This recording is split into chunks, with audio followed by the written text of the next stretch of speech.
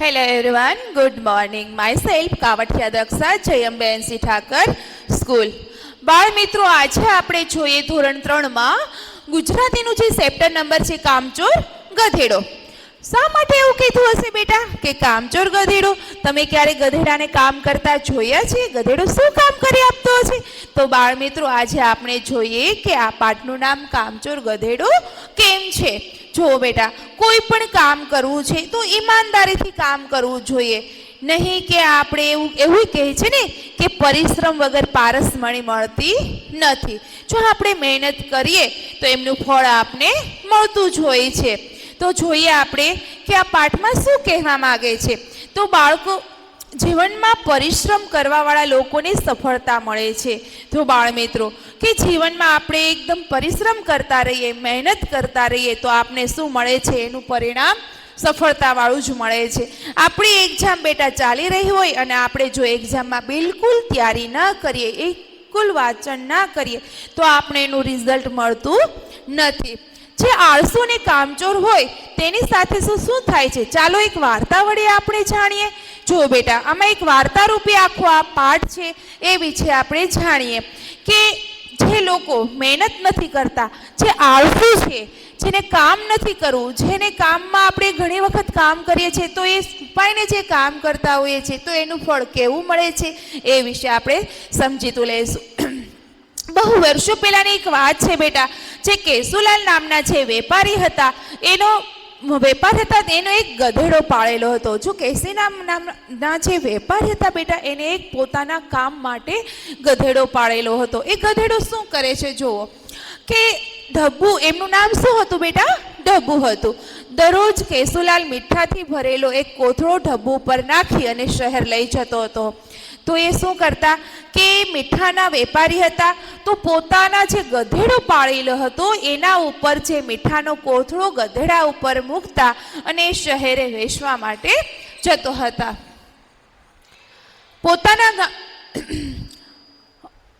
પોતાના ગામથી શહેર અને શહેરથી પાછા ગામ રોજ એક જ રસ્તે આવતા જતા ઢબુને રસ્તાને બરોબર ખ્યાલ આવી ગયો હતો. જો બેટા, એ ગધેડો હતો, પોતાના ગામથી શહેર અને શહેરથી પાછો ક્યાં આવતો હતો? ગામમાં આવતો હતો. જેના કારણે એને એકદમ રસ્તો એમ કે જાણી ગયો હતો કે આ જ રસ્તે મારે જવાનું છે અને આ જ રસ્તેથી મારે રિટર્ન પાછા આવવાનું છે. જેથી એમને બરોબર જ ખ્યાલ આવી ગયો હતો. હવે કેશુલાલને એ ખાતરી થઈ ગઈ કે જો ઢબ્બુ ગધેડા ઉપર મીઠાનો કોથળો લાદી દેશ તો એકલો જ કોથળાને શહેરમાં પહોંચાડી દે છે, પછી ત્યાં દુકાનવાળો કોથળો ઉતારી લે છે. એટલે જે કેશુલાલ હતા એનો ખ્યાલ આવી ગયો કે આ ઢબ્બુ છે, ગધેડો છે, એમને રસ્તો હવે જાણીતો થઈ ગયો છે કે પોતે અહીંયા ગામડેથી છે પોતાના પીઠ ઉપર મીઠાનો કોથળો લાદી દેશ, એટલે કે મૂકી દેશ અને ત્યાં શહેરમાં જઈને પેલા વેપારી છે ઉતારી લેશે. હવે ઢબુ એકલો જ મીઠાનો કોથળો લઈને જતો અને દુકાનથી એ જ રસ્તે પાછો ફરી કેશુલાલ પાસે પહોંચી જતો હતો. શહેર જતામાં એક નદી પાર કરવી પડતી હતી. એક દિવસ નદી પાર કરતા સમયે ઢબુનો પગ લપસી પડ્યો હતો ને અથડાઈ ગયો અને સર કરીને ઢબુ પગ લપસી ગયો હતો. જુઓ બેટા, હવે ધીમે ધીમે રોજ એ ઢબુ નામનો ગધેડો શું કરતો હતો? શહેર જતો હતો અને પાછો ફરી તે કેશુલાલ પાસે ગામમાં આવી જતું. હવે રોજે તે એકલો જતો હતો ત્યારે પણ છે શહેર જવા માટે એક નદી પાર કરવી પડી હતી. તો એ નદી પાર કરતી વખતે શું થયું છે? ગધેડાનો પગ છે એ લપસી જાય છે અને પાણીમાં પડી જાય છે. જેના કારણે શું થાય છે જોઈએ કે એનો કોથળો પલળી ગયો, કોથળામાંનું મીઠુંમાં પાણીમાં ઓગળી ગયું. જો બેટા, આપને ખ્યાલ છે કે પાણીમાં જો મીઠું નાખીએ તો મીઠું છે બેટા પાણીની સાથે મળી જાય છે, ઓગળી જાય છે. તો એ મીઠા ભરેલો કોથળો જો પાણીમાં પલળી જાય છે જેના કારણે મીઠું શું થવા લાગે છે? ઓછું થવા લાગે છે. જેના કારણે કોથળાનો ભાર ઓછો થઈ ગયો છે. મીઠું જો પાણીની સાથે ઓગળી ગયું એના કારણે શું થયું કે એનો ભાર એટલે કે એનો વજન ઘટી ગયો. આથી ઢબુને ખૂબ જ આરામ મળ્યો. એને એ સમજી ગયો કે કોથળો પાણીમાં પલળી જવાથી તેનું વજન ઓછું થઈ ગયું છે. જો બેટા, તે એને તો શું થયું કે વજન ઓછું ઉચકાવાના લીધે એને આરામ મળવા લાગ્યો. એક દિન વધારે પડતો રોજે વજન ઉચકાવતો હોય અને ક્યારેક જો એને અચાનક એવું થયું કે કોથળો પલળી ગયો અને એનો જે પીઠ ઉપરનો જે વજન હતો કેવો થઈ જાય છે, થોડો ઓછો થઈ જાય છે, જેના કારણે એને ખૂબ જ આરામ મળે છે. તેનું વજન ઓછું થઈ ગયું. તે હવે તો ઢબુ રોજ આવું જ કરવા લાગ્યો. એને ખ્યાલ આવી ગયો કે જો એ કોથળો પલળી જાય છે તો મીઠું પાણીમાં, એને એવો ખ્યાલ આવી ગયો કે કોથળો પલળે છે, જેથી કરીને મારા પીઠ પર જે મીઠું નાખેલું છે એનું વજન ઓછો થઈ જાય છે. હવે તો એ ગધેડો રોજે એવું કરવા લાગ્યો. શહેરના વેપારીએ જોઈ કે રોજ કોથળો પાણીથી પલળેલો હોય છે. જો બેટા, આ ચિત્રમાં આપણે જોઈ શકીએ છીએ કે ગધેડો છે પોતાના ઉપર જે મીઠાની ભારી છે લઈને પાણીની અંદરથી નદી પાર કરે છે. અને વેપારીને પણ એવું થયું કે પાણીથી આ જે ગધેડો જે મીઠું લઈને આવે છે, ઢબુ નામનો ગધેડો, તો એ કેવું હોય છે, કોથળો ભીનો હોય છે અને ધીમ વજન પણ ઓછો આવતો જાય છે. એના મનમાં શંકા પેદા થઈ. મનની શંકા દૂર કરવા માટે વેપારીએ કોથળો ખાલી મીઠાનું વજન કર્યું. જો બેટા, એને શંકા થવા લાગી કે રોજે રોજ તો કોથળો પલળેલો હોય છે અને સાથે એનું વજન પણ બેટા ઓછું હોય છે. તો એ શંકા, આપણે જ કોઈ શંકા થાય કે આપણે જ કોઈને 50 રૂપિયા આપે ને આપણે એમ કે આલો સીલરમાં છે, પણ એનો વજન આપણે કોઈ 20 રૂપિયા આપી જઈએ તો આપણે એવું સારું લાગે કે આપણે તરત ઓળખી જઈએ કે નહીં, આ તો 20 જ રૂપિયા મને આપી ગયા છે. તો એવી રીતે એને શંકા થાય છે અને એ વજન કરે છે. વજન તો ઓછું નહીં કર્યું, તેથી વેપારી એક પત્રમાં બધી વિગત લખી. જો બેટા, શું કરે છે, એ વજન એને કર્યું તો વજન કેવું થઈ ગયું હતું, મીઠોનો ભાગ તો પાણીની સાથે ઓગળી ગયો હતો, જેના કારણે એનું વજન ઓછું થઈ જાય છે. અને એ પછી શું કરે છે વેપારી, પેલા કેશુભાઈને, જે મીઠાના ગધેડાના જે માલિક હતા, એમને શું કરે છે, પત્ર લખે છે અને આખી વિગત લખે છે. તે પત્ર તેણે ઢબુના કોથળામાં મૂકી કેશુલાલ માટે મોકલી દીધો. શું કરે છે વેપારી, એક પત્ર લખીને જે પેલા કોથળામાં મૂકીને ફરી પાછો એને ગધેડાના ઉપર મૂકી દીધો, જેથી કરીને કેશુલાલ સુધી એના સમાચાર પહોંચી શકે. ઢબુ પાછો ગામ પહોંચ્યો ત્યારે કેશુલાલે પત્ર વાંચ્યો અને ઢબુની બધી ચાલાકી સમજી ગયા. જો બેટા, બધી ચાલાકી કોણ સમજી ગયું, તો કે કેશુલાલ. એ પત્ર એમને જોયો, એમને ખબર પડી ગઈ કે આ કોથળો ભીનો આવે છે અને મીઠુંનું પ્રમાણ ઓછું આવે છે, વજન ઓછું આવે છે, જેથી કારણે પેલા વેપારીએ પત્ર લખ્યો અને કેશુભાઈ સુધી એ પત્ર પહોંચી ગયો, જેથી કરીને આ ગધેડાની કઈ ચાલાકી હતી એ સમજી ગયા છે.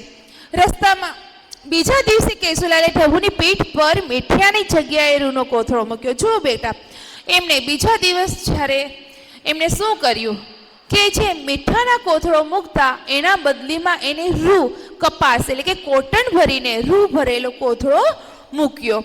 રસ્તામાં નદી આવતા ઢબુ રોજની જેમ પાણીમાં ઉતરી ગયો.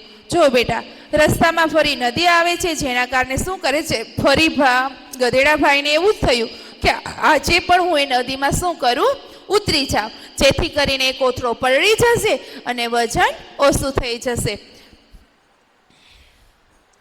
જેથી કોથળો પલળી જાય, પણ આ શું, ભાર ઓછો થવાને બદલે વધી ગયો.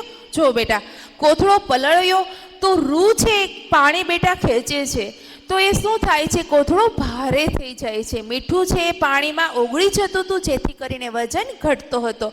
તો એ રૂ છે પાણી અબ્ઝર્વ કરે છે, જેના કારણે એનો વજન વધી જાય છે. એના કારણે એને એવો પ્રશ્ન થયો, આ શું, ભાર ઓછો થવાને બદલે વધી ગયો. હવે તો ઢબુને ન ઊભા રહેવાય કે ન ચાલી શકાય. જેમ તેમ ધીરે ધીરે ચાલી ઢબુ શહેર પહોંચ્યો.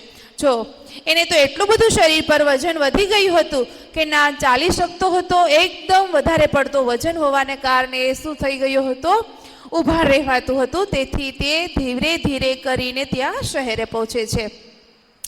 ત્યાર પછી ઢબુએ કોઈ દિવસ આવી ચાલાકી ન કરી કેશુલાલને આ રીતે કામચોર અને આળસુ ગધેડાને પાઠ ભણાવ્યો. જો બેટા, જોયું કે ગધેડા એક ચાલાકી કરી કે એને કામ કરવું હતું, પણ કેવું કે એને પીઠ પાછળ જે વજન હતો એ વજનનો ભાર એક જ દિવસે પાણીમાં ગળકાવ થયો, એટલે કે પડી ગયો હતો, તો એનું મીઠું ઓગળવા લાગ્યું હતું.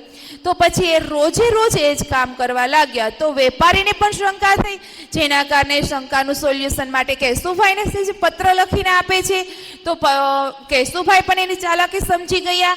તો એ પરિશ્રમ કરવા એટલે કે મહેનત કરવાને બદલે એને શું કર્યું, ફરી એને ઋણો કોથળો એના પીઠ ઉપર મૂક્યો કે એને સબક શીખવાડવા માટે. આપણે કહીએ ને છે હું તને સબક શીખવાડીને જ રહીશ, તો આ સબક શીખવાડવા માટે કેશુભાઈ એને ઋણો કોથળો ભરી આપ્યો. એ પાણીમાં પલળ્યો, જેથી કરીને શું થયું છે, ઋણો વજન વધી ગયું છે. ત્યારે ગધેડાભાઈને ઊભું પણ ના રહેવાયું અને ધીમે ધીમે ચાલતા પણ એને તકલીફ પડતી હતી. ફરી પાછું જ્યારે જોવો બાળ મિત્રો શું કરે છે કે કોઈ દિવસ આવી ચાલાકી ના કરી. હવે એ ગધેડાએ ક્યારે કામ ચોર થવાની એટલે કે કામ ન કરવાની કે આવી રીતે પોતે આવી યુક્તિ કરીને, ઘણા લોકો એવું કરતા હોય છે, સ્ટુડન્ટમાં ઘણું હોય છે, મેં રફ બુકમાં લખ્યું છે, ઘણા લોકો પેજ ફાડીને બુક્સમાં ચિપકાવી દેતા હોય છે. બેટા એવું ના કરો. આવું બધું શું કરવાથી આપને પરિશ્રમનું ફળ મળતું નથી. મિત્રો, સફળતા માટે આળસ નહીં, પરિશ્રમ જરૂરી છે. તમે જોયું કે કામચોર ઢબુએ મહેનતથી દૂર ભગાવવાનો પ્રયત્ન કર્યો તો તેને વધારે તકલીફ પડી ઉઠાવી હતી. જો બેટા, એ જ આપણા પાઠમાં આપને શીખવા મળે છે, ક્યારેય આપણે કામચોર થવું જોઈએ નહીં.